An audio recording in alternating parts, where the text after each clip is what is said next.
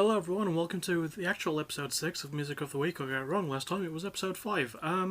So yeah, surprisingly, I'm wearing a long sleeve shirt, and also there was not a Fire the Nights review over the weekend, so that's one less thing for me to do, one fewer things, or I have to use the correct English, and yeah, got another 6 albums for this episode, so yeah, fittingly it is the actual 6th episode, and I'm going to go through them as best as I can, try to recall what I can, and tell you what I liked and what I didn't like, so let's go. We start off with Alice is Sleeping with their debut album Completely Fine. So, yeah, pretty decent enough alternative rock. There is potential to this group. I'm giving this album a C+, though.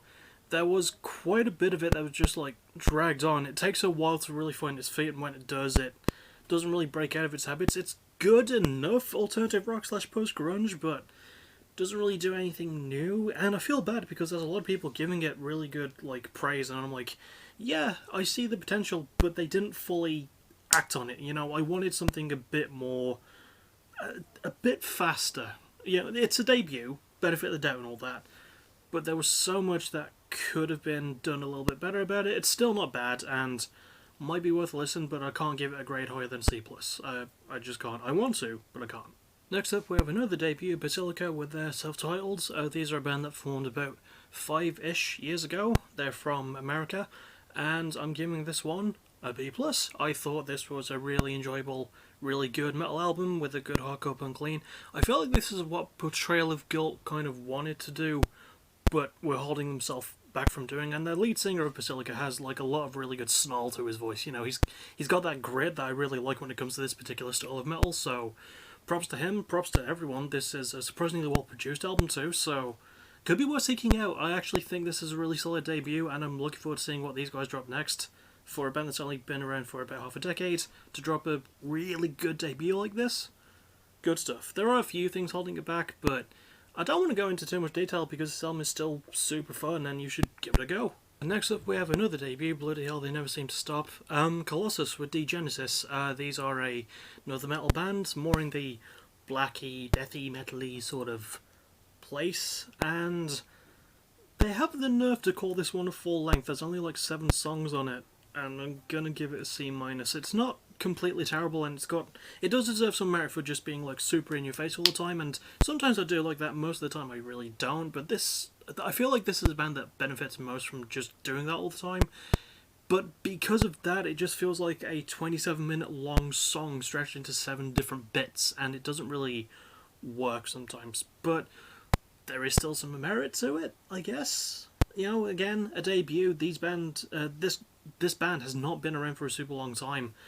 Very, very recent. I don't know how long they've been around. Maybe about 2 years. So, you know, they're not too long into their tenure, but they do have the potential to cook up something really special for next time. So I always hold out hope for that. However, this was not a great first impression. So I'm looking forward to seeing what they can do next if they're given enough time. Next up is definitely not a debut, and again, a rarity. A band that people have heard of. Foo Fighters with Medicine at Midnight. I mean, I don't really have to do a lot of background talk when it comes to these. You know the Foo Fighters by this point. If you don't, then what the hell are you doing with your life? Medicine Midnight, really good, really super fun return to form. I'm giving it an A-. It's a lot better than the last 2 albums were, and it gives me really good feelings of Chasing Light, which was their album in 2011, which was my first full Foos album, if you can believe that. Yeah, it's just nice to hear these guys back in a return to form and actually doing what they're really good at. And Dave Grohl still sounds great, everyone still sounds great. Really fun, sort of more deep lyrical concepts. Sort of a twist to their usual style as well, but without deviating away too much from what makes the Foo Fighters so likable and enjoyable. So yeah, A-, really fun album. I don't know if it'll be in my top of the year, but it's definitely one I'm going to be spinning a couple more times because it's really good stuff. I can't say the same about this next album though. I mean, this entire episode has just been one huge mixed bag. Melting Mellows with Something Sweet. These are a British, I think, duo. This is their debut, sort of a decent enough indie pop rock album. I say decent enough, not from the grade I gave it a D+. There's like 16 fucking songs on this. Like, why are you putting out an album that's that long? in terms of songs. It's only 46 minutes long. I mean, it's not super duper long, but it feels longer than it should be, and that's a huge drawback. The album is just not really interesting or engaging. I mean, the lead singer kind of bothers me. I mean, he sounds decent enough, but I don't know, there's just a lot about this one that did not sit. It didn't sit well with me. Like, I just got this feeling like, yeah, I've heard this type of album many times before, but somehow this one is just more boring. Surprisingly poorly produced as well for something in this style. Like, the instrumental work is, I guess, okay for what it is, but that's really the only good point about this album. It's not really worth a debut, and it's just one of those things used to impress, like, hipster, indie pop loving douchebags.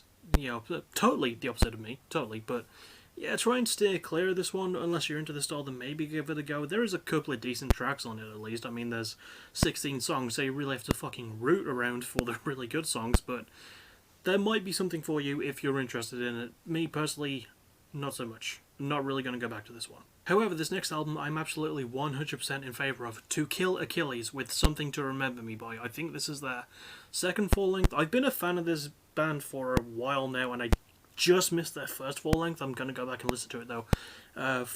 These guys are from Scotland, and this album is a very depressing and sad concept album about a man in his mid-20s who recounts his really horrible life choices, and by the end of the album, he does something really bad to himself. I'm not going to go into too much detail what, but God, the album, A+. First of all, I should get the grade out of the way. Instrumentals, amazing. Lyrics tell a beautiful, painful story. Production-wise, surprisingly good. The performances, oh my god, the lead vocalist especially, he is amazing. He absolutely tears this one the fuck up. Structurally, I mean, there's 14 songs and it squeezes so much out of the time it has as well. This is how you do a really good album length, and this is just how you do a really amazing album. This could potentially be top 10 of the year material, and, you know, we've still got a long time to go in 2021. I know these are a lot of bold claims I'm making with these episodes, but this album is easily my favourite of the last week. Well, I say, not this past Friday, the Friday before that. It's one of my favourites of 2021 so far as well, and yeah, you should absolutely listen to this, and basically, the albums you should listen to from this episode are To Kill Achilles with Something to Remember Me By, Foo Fighters with Medicine at Midnight, and Basilica with their self-titled. All three really, really good albums that you should give a spin. Having said that, that will about do it for this episode. I will see you all most likely tomorrow night for another episode of PVW vs AVW. I'm really glad I got the card set up over the weekend. It's going to be a fucking banger of a card, as it always seems to be. I've had a lot more luck in Season 3 than I've had with the previous two, which is saying something because the previous two were actually pretty decent. So yeah, I'm really looking forward to seeing how the episode goes, and the next video I'll see for possibly might be another Music of the Week. Or maybe a game review. I haven't written the newest one I've been meaning to write yet, which is for Just Cause 4, I believe. But I will get around to that. So those are the most likely things. So in order for my foreseeable schedule, tomorrow night streaming on Twitch, AVW vs PPW, or PPW vs AVW as I always title it. Some point after that, a new episode of Music of the Week. I'll try and get a game review written, but I can't guarantee it'll be posted until next week. And then Friday, you know, my Friday night bollocks gaming stream. And also today, a very important thing I'm going to be doing is I'm going to be working on making those playlists that I've been putting off for so long, so that's what I'm going to do.